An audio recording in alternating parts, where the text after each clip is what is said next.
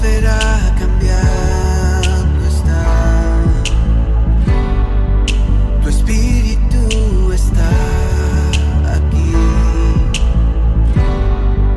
es evidente tu mover, tu espíritu está aquí, la atmósfera cambiando está. El día de hoy estamos iniciando una nueva serie, se llama La Verdad Presente. Y quiero comenzarte diciendo lo siguiente. Bueno, el tema de hoy, la sesión 1, se llama Cristo, el fundamento. Jesucristo vino a unir los cielos con la tierra. ¿Qué significa eso? Lo que Él hizo fue que estableció la forma de gobierno del cielo aquí en la tierra. Recuperó la autoridad que Adán había perdido y nos la ha delegado a nosotros como iglesia. Pero es importante que nosotros caminemos dentro de esa forma de gobierno que nos rige. Y acompáñame a la siguiente escritura en 2 de Pedro, capítulo 1, versículo 12.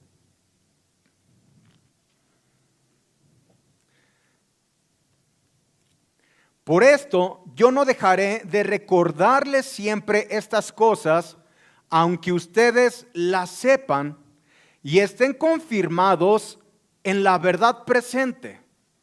Vean lo que Pedro le está diciendo a la gente. Si analizan todo el contexto de esta carta, Pedro les está recordando cuál es su postura en Cristo Jesús, lo que Jesús ganó para nosotros en la cruz. Les dijo, no voy a dejar de recordarles, aunque sé que ustedes ya lo sepan y estén confirmados en la verdad presente. Entonces, si hay una verdad presente es porque hay verdad pasada o hay verdades pasadas. Lo que tenemos que hacer nosotros es distinguir. La verdad presente es todo lo que rige a través del nuevo pacto, que entra en su esplendor a través de la muerte y resurrección de Jesucristo. Las escrituras, cuando nosotros leemos escrituras, las debemos de comprender a la luz de los pactos, no de las dispensaciones de los tiempos. Las dispensaciones de los tiempos es una escuela teológica donde los teólogos han estructurado en tiempos la historia de Dios y la han dividido por eras. ¿De acuerdo? Pero eso es teología. Entonces, ¿qué dicen? Que estamos viviendo ahorita la dispensación del tiempo ¿de qué?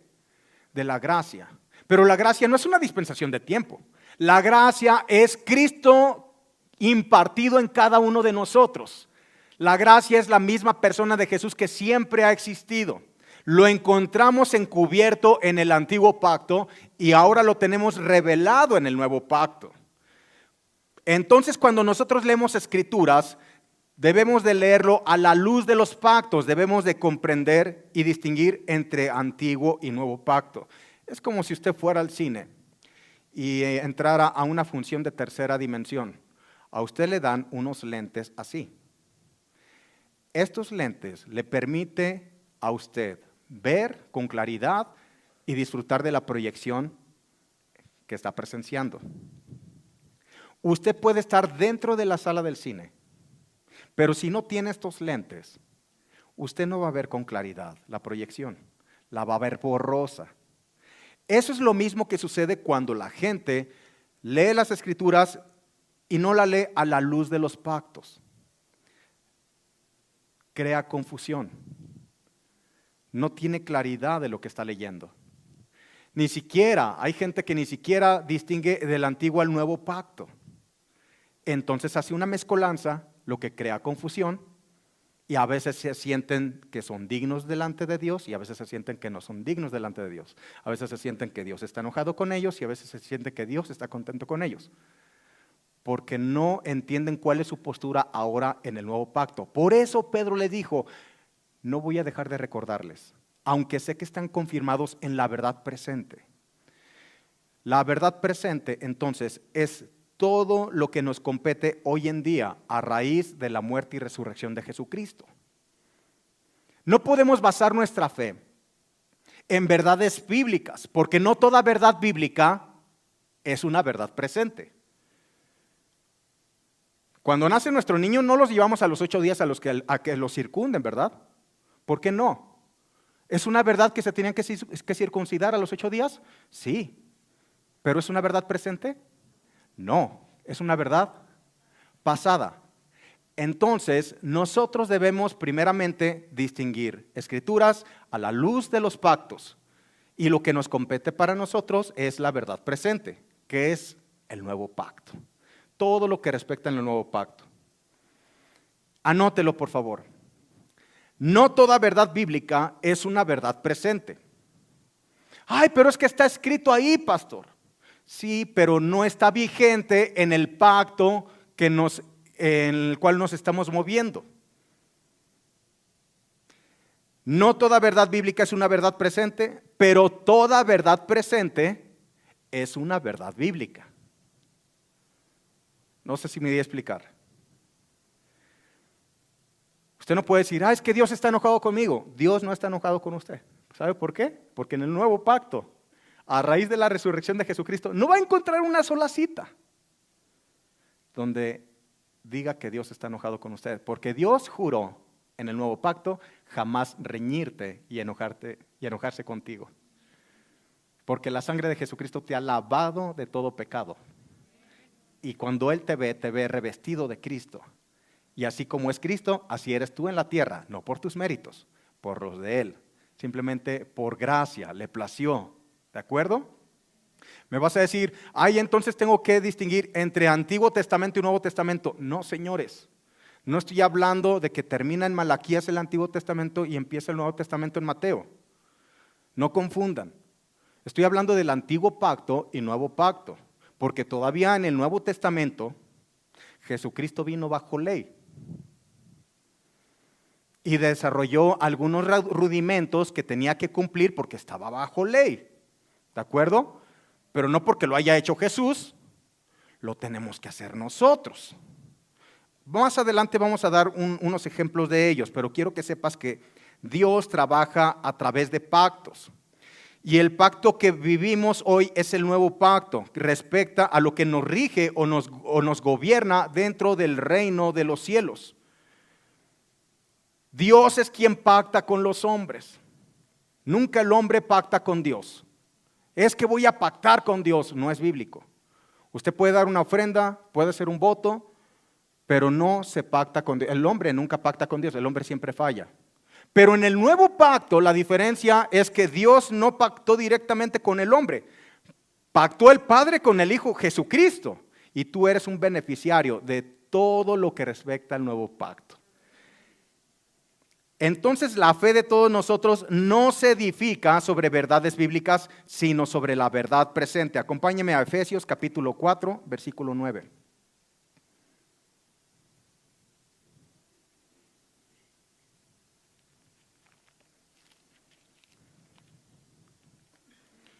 Y eso de que subió, ¿qué es? Sino que también había descendido primeramente a las partes más bajas de la tierra. Está hablando de Jesucristo.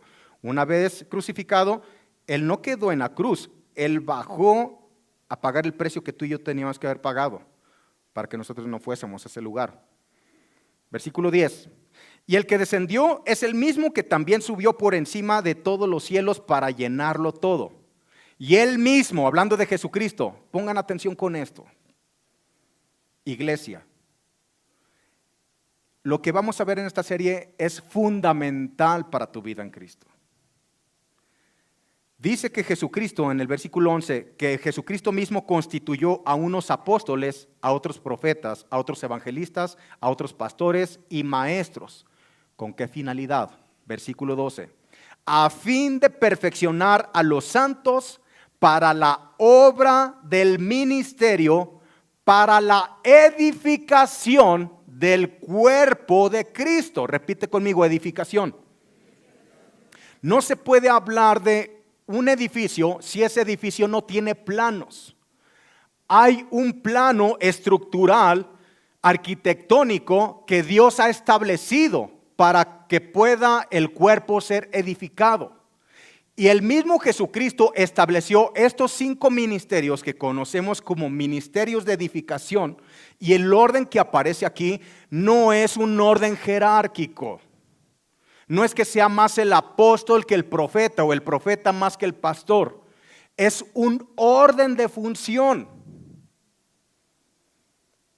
Quiere decir que el primero que entra en función es el apóstol. En Efesios, ahí mismo en el 4:13, dice, hasta que todos lleguemos a la unidad de la fe y del conocimiento del Hijo de Dios. ¿Cuál es la finalidad? Que lleguemos todos al conocimiento ¿de quién? Del Hijo de Dios, a un varón perfecto, a la medida de la estatura de la plenitud de Cristo. Se lo voy a leer en la palabra de Dios para todos. Este trabajo debe continuar hasta que estemos todos unidos en lo que creemos y conocemos acerca del Hijo de Dios. Nuestra meta es convertirnos en gente madura, dice en esta versión, vernos tal como Cristo y tener toda su perfección. Entonces Jesucristo mismo estableció estos 5 ministerios que son las herramientas que Dios utiliza a fin de que sea el instrumento para que toda la iglesia pueda ser edificada sobre un fundamento. El único fundamento genuino es Jesucristo.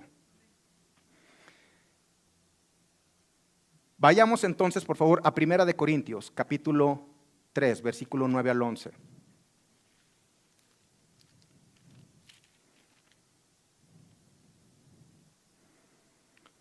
Hablando Pablo dice, porque nosotros somos colaboradores de Dios. ¿Por qué decía esto Pablo? Porque había gente que decía, no, es que yo soy de Apolos, no, es que yo soy de Cefas, no, es que yo soy de Pablo. Y les decía, usted ni es de Apolos, ni es de Cefas, ni es de Pablo, ustedes son de Cristo. Nosotros, decía Pablo, nosotros solamente somos colaboradores. ¿Somos qué? Colaboradores. Porque nosotros somos colaboradores de Dios y ustedes son labranza de Dios, edificio de Dios. Versículo 10.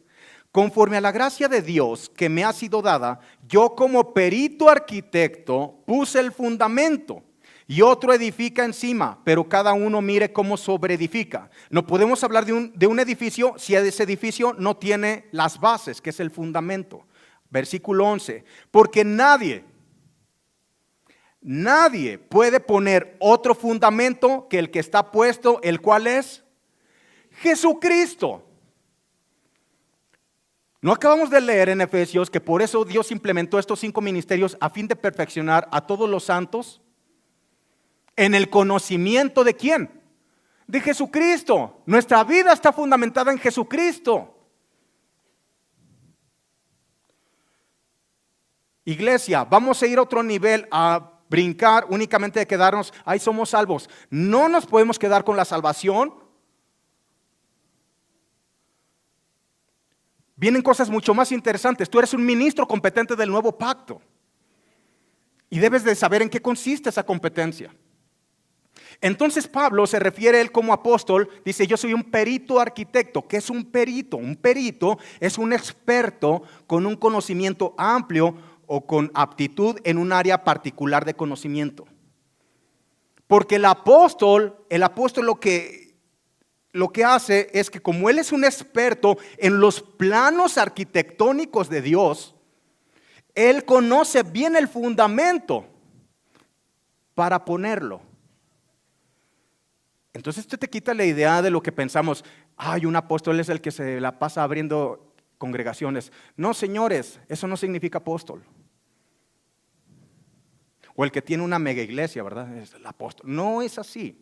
Apóstol es aquel que conoce el fundamento, es un experto, es un perito en esa arquitectura, en esos planos arquitectónicos de Dios, en esos planos divinos, para poder poner el fundamento. Por eso en Efesios se menciona como el primero.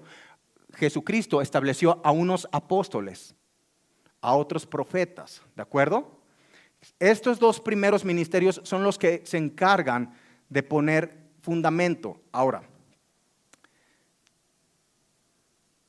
apóstol significa enviado, delegado, embajador del evangelio oficialmente comisionado de Cristo. Eso es lo que significa la palabra apóstol. Un enviado.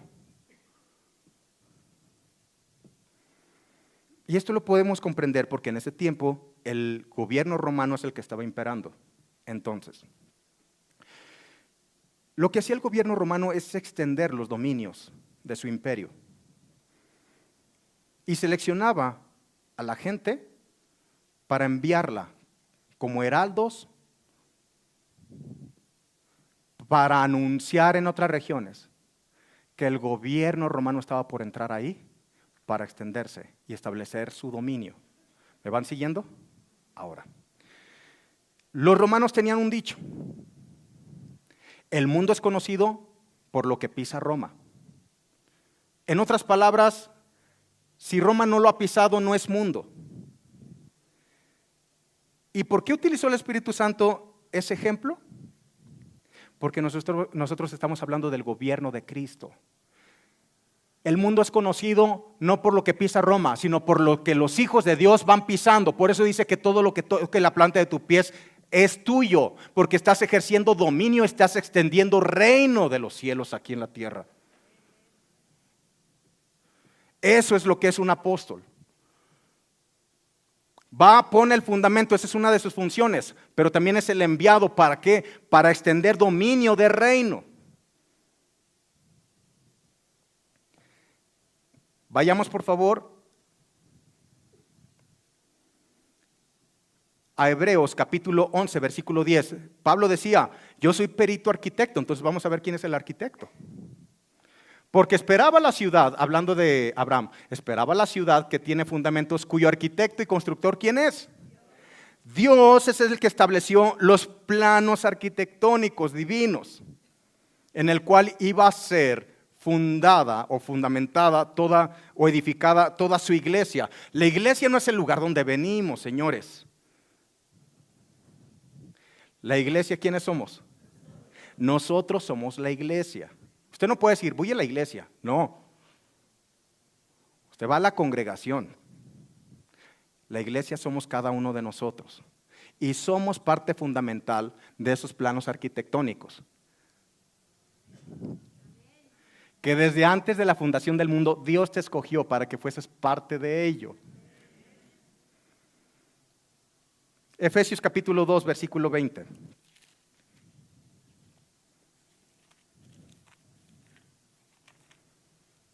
Al 22, dice así la escritura. Edificados sobre el fundamento de los apóstoles y profetas. ¿Por qué los menciona? Porque ellos son los que ponen el fundamento. ¿Quién es el fundamento? Cristo. A ver, repita, Cristo. No hay otro fundamento, lo acabamos de leer. El fundamento es Cristo. Siendo la principal piedra del ángulo Jesucristo mismo, en quien todo el edificio, ahora, ¿quién es el edificio? Nosotros. Todo el edificio bien coordinado va creciendo para ser un templo santo en el Señor, en quien ustedes también son juntamente edificados para moradas de Dios en el Espíritu. Voy a seguir leyendo, capítulo 3.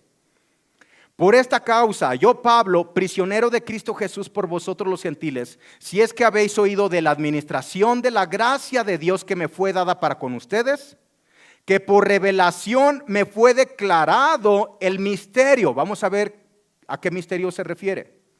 Como antes lo he escrito brevemente, leyendo lo cual podéis entender cuál sea mi conocimiento en el misterio ¿de quién? De Cristo. ¿Por qué lo decía Pablo? Porque él era apóstol. Y como apóstol, perito arquitecto, conocedor del fundamento que es Cristo, en el cual es la piedra angular para que todos nosotros seamos edificados sobre esa piedra angular. Ahora entiendes la relevancia de conocer a Cristo. Por eso dice en Efesios, a fin de conocerle y el poder de su resurrección. ¿De conocerle a quién? A Cristo. Esto cambia la mentalidad de que, ay, pues, ¿con qué finalidad yo estaré aquí en esta tierra? Entonces, ahora vas a conocer que tienes propósito divino y que eres parte de los planos estructurales, arquitectónicos de Dios. Tan valioso eres tan precioso.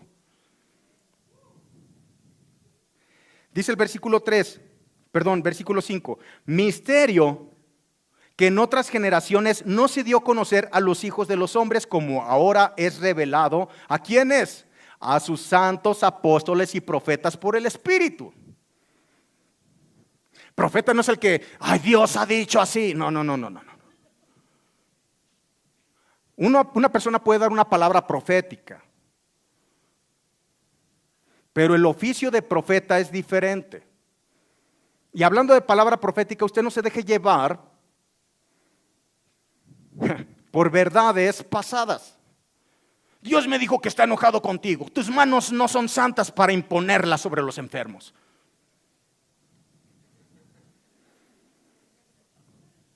Y uno hasta se siente así todo cochino, ¿verdad? Todo sucio. Déjame las lavo. No, señores. La santificación no consiste en lo que tú hagas para Cristo. Él te santificó porque le plació, punto. La santificación es de parte de Él para contigo, no tú lo que hagas. ¿De acuerdo? Y otra cosa, cualquier persona que te profetiza que Dios está enojado contigo es una mentira. Porque en la verdad presente, en el nuevo pacto, Dios juró jamás enojarse contigo. Entonces dígale, no es cierto.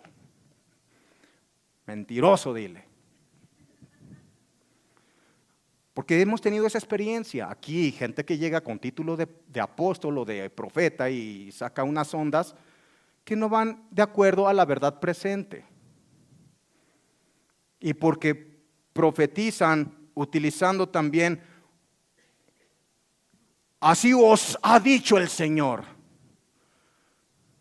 Arrepentíos. Se escucha muy rebombante, ¿verdad? ¿No han visto cómo profetizan los niños? Natural.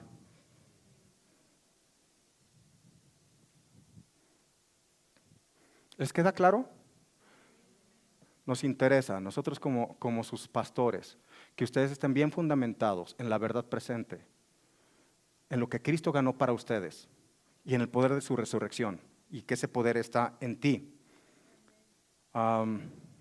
¿Me quedé en cuál? 3:5, ya lo leí, ¿verdad?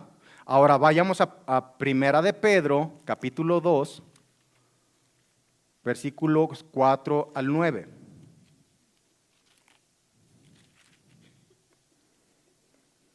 Acercándonos a Él, hablando de Jesucristo, piedra viva, desechada ciertamente por los hombres, mas para Dios escogida y preciosa.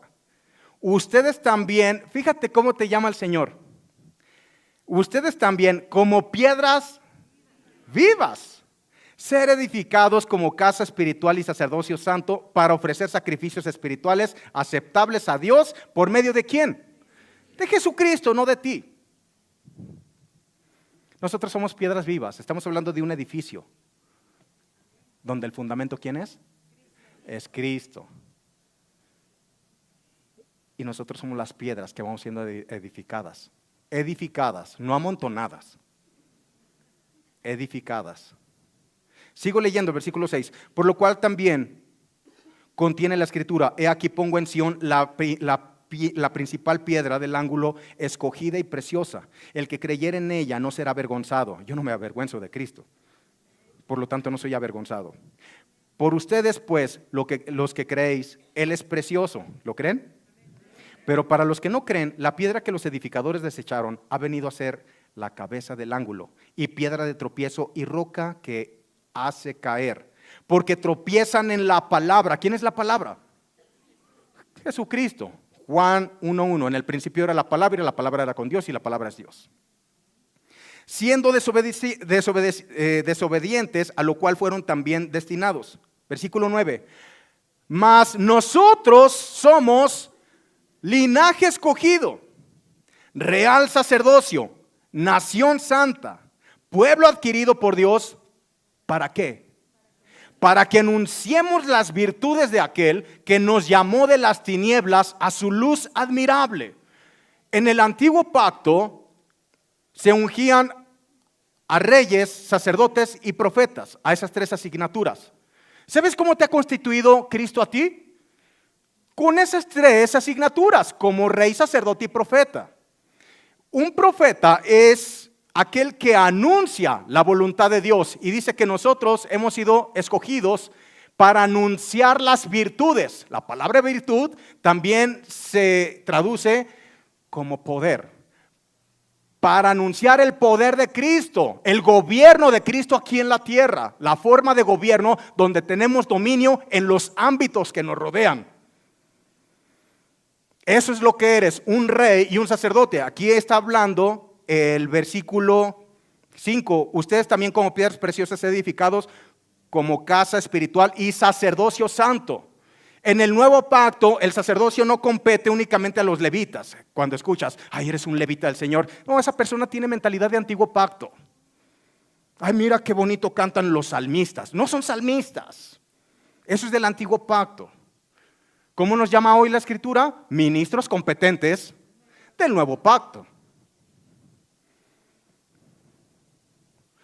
Y a ti te llama sacerdote, profeta y rey. Vas a decir, ¿dónde está lo de rey? Apocalipsis 1:6. Ahora estás conociendo tu identidad en Cristo.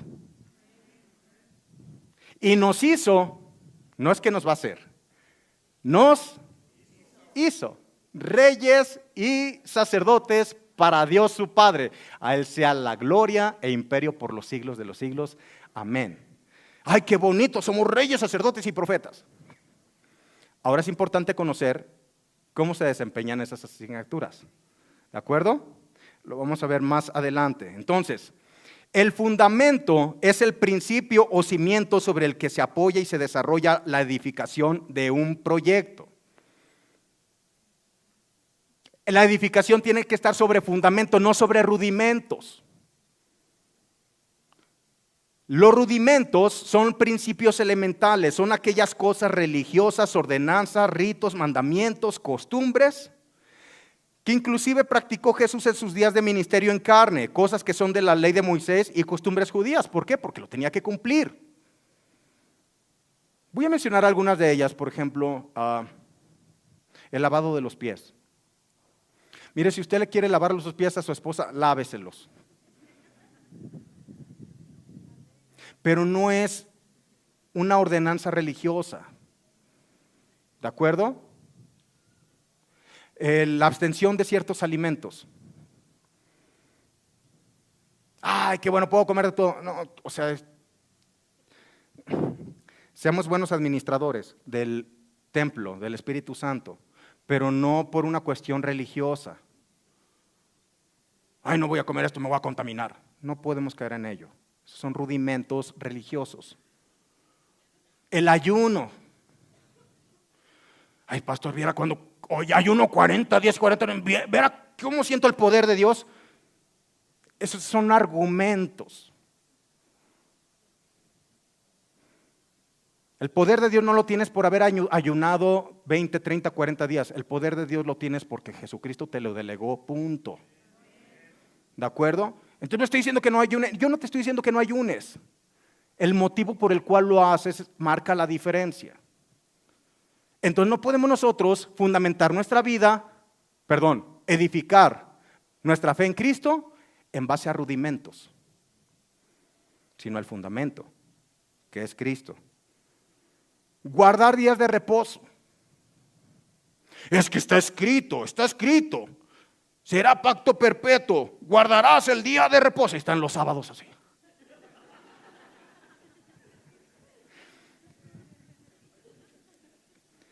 No puedes tocar nada que sea eléctrico y demás. Porque era una sombra únicamente, repite sombra. Todo lo que vemos en el antiguo pacto era una sombra de Cristo, apuntaba a lo que se vislumbra hoy en día. A Cristo lo tenemos.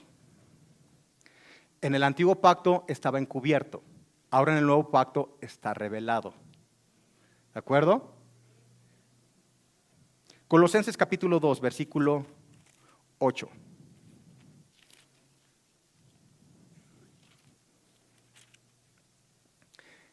Mira que nadie te engañe por medio de filosofías y huecas sutilezas según las tradiciones de los hombres.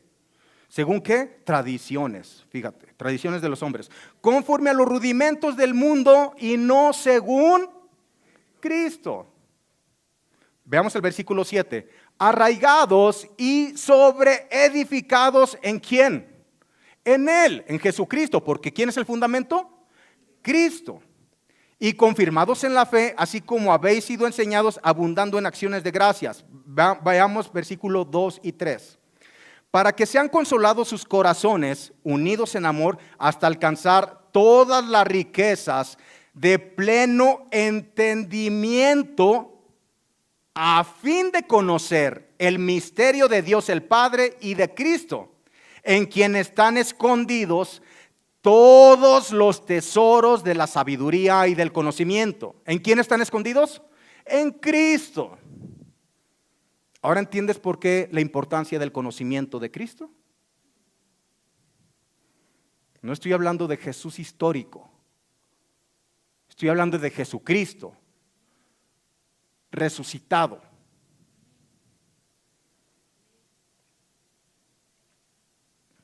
Hebreos 5, del 11 al 14.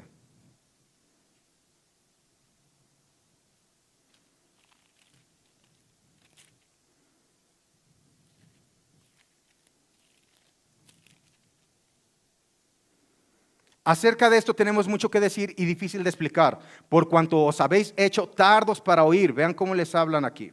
Porque debiendo de ser ya maestros, después de tanto tiempo, tenéis necesidad de que se les vuelva a enseñar cuáles son los primeros rudimentos de las palabras de Dios y han llegado a ser tales que tienen necesidad de leche y no de alimento sólido. ¿Quiénes tienen necesidad de leche? Los bebés, ¿no? Los niños. ¿De acuerdo? Versículo 13. Y todo aquel que participa de la leche es inexperto en la palabra de justicia. Si la leche no es alimento sólido, la palabra de justicia sí lo es. Y vamos a ver en esta serie la importancia de lo que es la palabra de justicia. Por eso dice Jesús, busca primeramente el reino de Dios y su justicia. Porque si tú no entiendes de justicia divina, no entiendes en qué consiste el reino de los cielos. Versículo 14. Pero el alimento sólido es para los que han alcanzado madurez, para los que por el uso tienen los sentidos, esto es la percepción espiritual, ejercitados en el discernimiento del bien y del mal. Sigo con el versículo, capítulo 6. Por tanto, dejando ya los rudimentos de la doctrina de Cristo, vamos adelante a la perfección. Vamos a ver qué menciona como los rudimentos dentro de las primeras enseñanzas que adquirimos cuando llegamos a Cristo.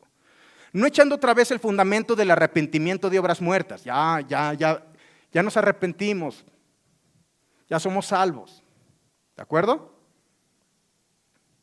De la fe en Dios, de la doctrina de bautismos, de la imposición de manos, de la resurrección de los muertos y del juicio eterno. Y esto haremos si Dios en verdad lo permite. Se los quiero leer en la palabra de Dios para todos. Dice 6:1. Así que dejemos atrás las primeras enseñanzas acerca de Cristo. Maduremos, así dice, maduremos. No volvamos a lo que ya se nos enseñó. Al comienzo aprendimos a confiar en Dios y a dejar lo inútil y lo malo que hacíamos. En ese tiempo nos enseñaron sobre los bautismos, la imposición de las manos, la resurrección de los muertos y el juicio eterno. Si Dios lo permite, seguiremos adelante con enseñanzas más avanzadas, dice. No nos queremos quedar chiquitos, ¿verdad? O con pura lechita, sino seguir más adelante. Entonces, el fundamento es Cristo. No podemos edificar nuestra fe en Cristo, nuestra fe en base a rudimentos, sino al fundamento. Pero hay quien lo hace en base a argumentos. ¿Qué es un argumento? Argumento es el criterio interpretativo que se tienen de las Escrituras sobre la capacidad de análisis o de la razón y no de la revelación. Entonces, por ejemplo, vemos una persona donde se manifiestan dones de Dios como milagros y la gente dice, ay, Dios está con él. Por supuesto, es genuino el don que está operando en esa persona. Pero aunque el don sea genuino, La función que realiza esa persona puede estar errada. ¿En qué puede estar errada? Porque si esa persona no tiene su fundamento en Cristo, entonces se enseña en base a un argumento. Gente que dice, Dios me reveló que yo no voy a morir, que va a venir por mí antes del arrebatamiento. ¿Y quién le dijo de los tiempos? ¿Y qué pasa con mucha gente? Lo sigue. Porque dicen, es que se manifiesta el poder de Dios en él. ¿Me van siguiendo? El don es genuino, pero la función de poner el fundamento no le corresponde a esa persona. ¿A quién le corresponde? Al apóstol y al profeta. Por eso aquí se está haciendo una labor apostólica. Se está poniendo el fundamento en Cristo. Te estamos dando a conocer cuál es tu identidad en Él. Veamos una cita que habla acerca de esto. En 2 de Corintios, capítulo 3.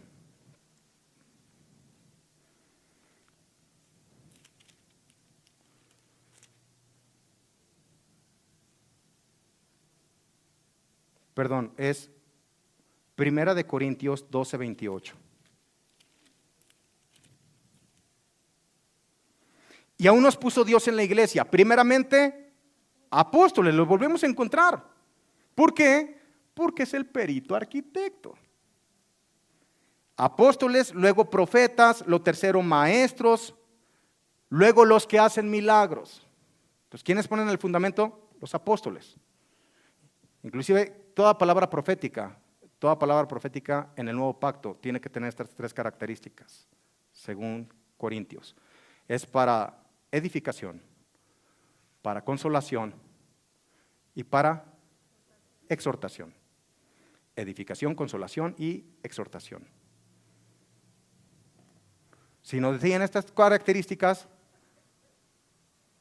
no lo tomes como una palabra profética. Es que dice cosas de la Biblia, sí, pero de una verdad pasada, no de la verdad presente. ¿Estoy siendo claro?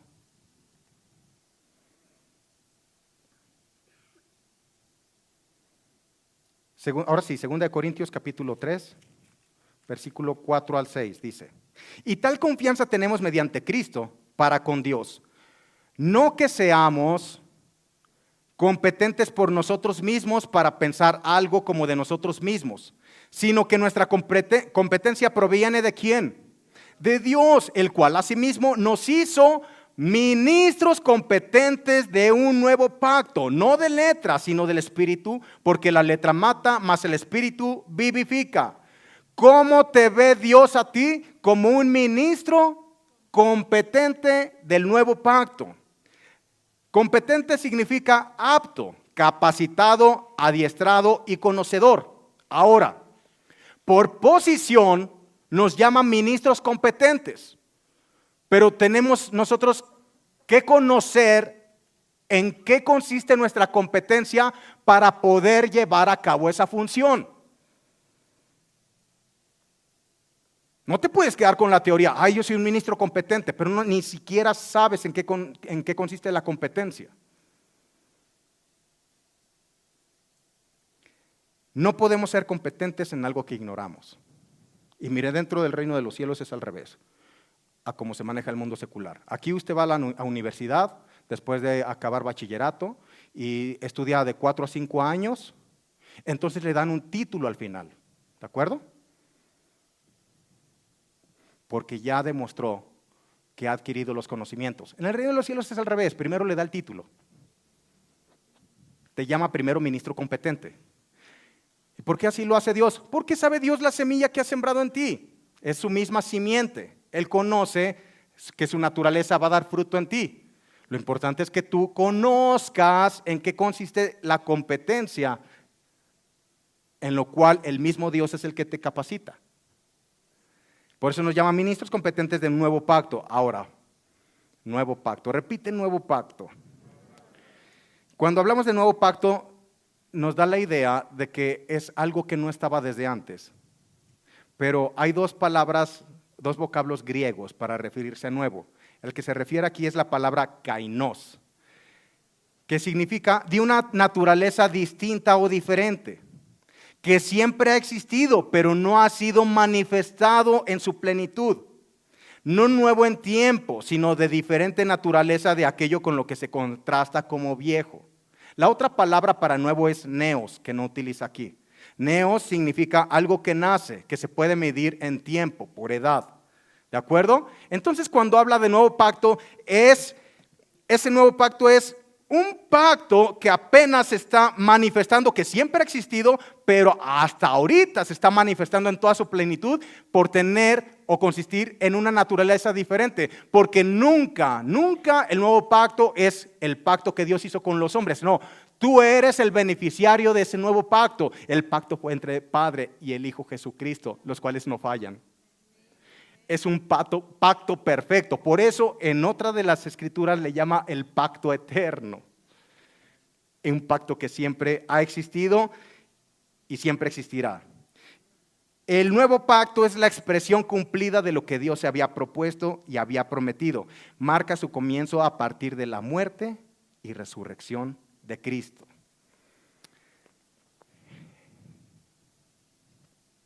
Jesús dijo: y conocerás la verdad, y la verdad te hará libre.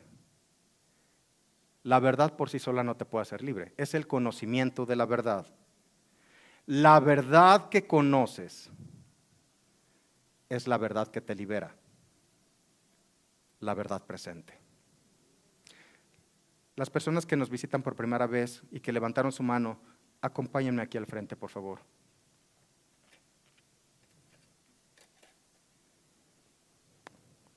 A las personas que me están siguiendo a través de este medio, muchas gracias por seguirnos. Yo te invito a que hagas esta oración con fe. Dije: Señor Jesucristo, abro mi corazón. He escuchado que tú has establecido tu gobierno aquí. Quiero ser partícipe de él, por lo cual te reconozco desde el día de hoy como el Señor y el Salvador de mi vida. Que tu simiente divina, incrustada en mí, dé fruto de lo que soy, hijo de Dios. Recibo el perdón de los pecados y el regalo de la vida eterna. Felicidades si has hecho esta oración. Con toda confianza puedes decir: soy hijo de Dios. Muchas gracias.